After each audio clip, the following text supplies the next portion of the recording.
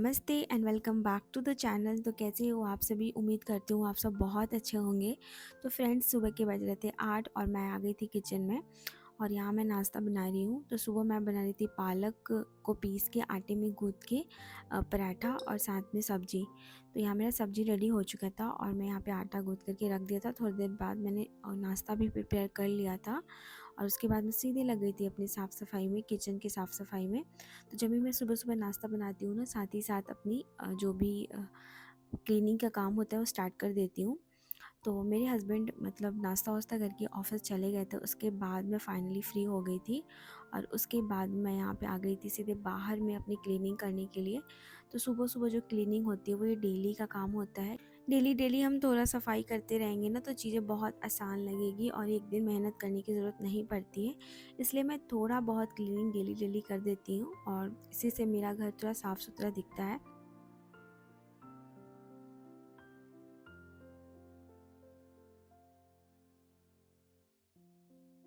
तो मेरी बाहर वाली जो भी क्लीनिंग थी वो हो चुकी थी। उसके बाद मैं आ गई थी सीधे रूम में और ये इस टाइम का जो टाइम, सुबह का जो टाइम होता है, बहुत ज़्यादा बिजी होता है।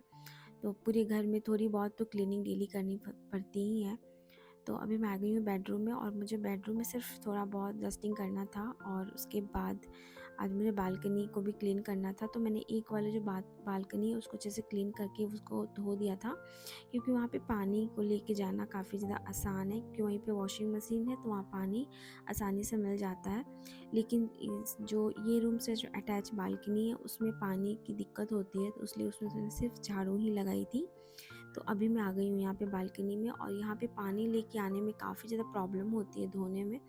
तो बस इसमें बस झाड़ू ही मार दे रही हूँ ऊपर ऊपर, क्योंकि और धूल मिट्टी तो जितना भी हम साफ़ करते हैं आते ही रहता है। तो डेली डेली तो नहीं करते हैं, लेकिन देख सकते हो कितना धूल निकल रहा है। तो थोड़ा बहुत मतलब ऐसे तो कभी कभी पानी मार देते हैं ना तो ये सब थोड़ा साफ दिखता है, लेकिन अभी हवा काफ़ी तेज़ चल रहा है, इसकी वजह से धूल तो होंगे ही। तो थोड़ा बहुत मैं झाड़ू कर दे रही हूँ।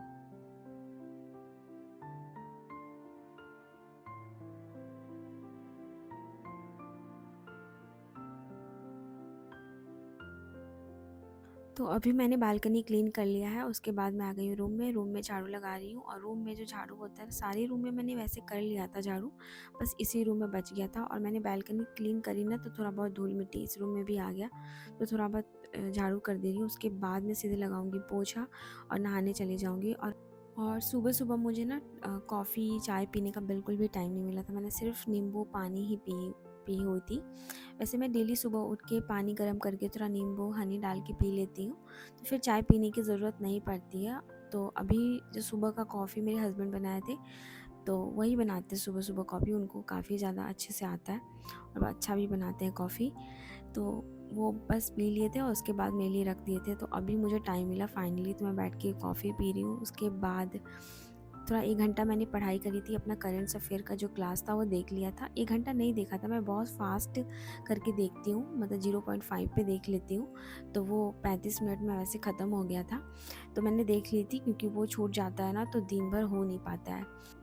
पहले तो सुबह मैं उठ के मैं पढ़ाई कर लेती थी, उसके बाद जो भी घर का काम होता वो करती थी, लेकिन आजकल ये बिल्कुल भी नहीं हो पा रहा है और मेरी सुबह सुबह नींद बिल्कुल भी नहीं खुल पा रही है। वैसे मैं कोशिश कर रही हूँ कि डेली उठूँ और अलार्म बजता है मेरा 4 बजे से बजना शुरू हो जाता है, बट मैं उठ नहीं पाती हूँ, बंद करके सो जाती हूँ।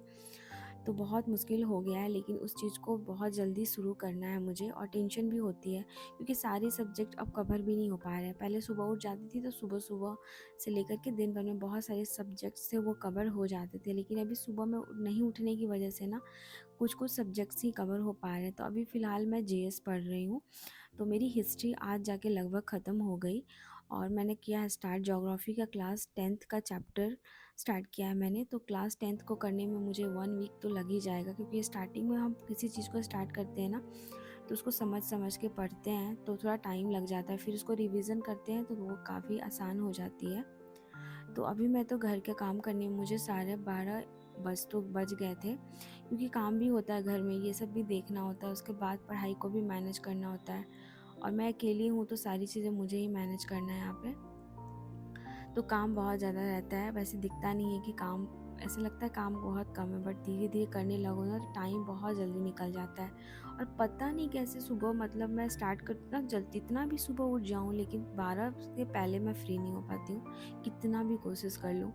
तो ये मेरा फाइनली मेरा कपड़ा जो था ये आयरन हो गया, और ये मेरा सबसे बड़ा काम था, 2-3 दिनों से मैं इग्नोर कर रही थी, टाइम ही नहीं मिल पा रहा था। तो मैंने कपड़ा जो भी था उसको फैला के, उसके बाद जो कपड़े थे उसको आयरन करके वार्डरोब में रख दिया। अब ये जो काम है मेरा ख़त्म हो गया।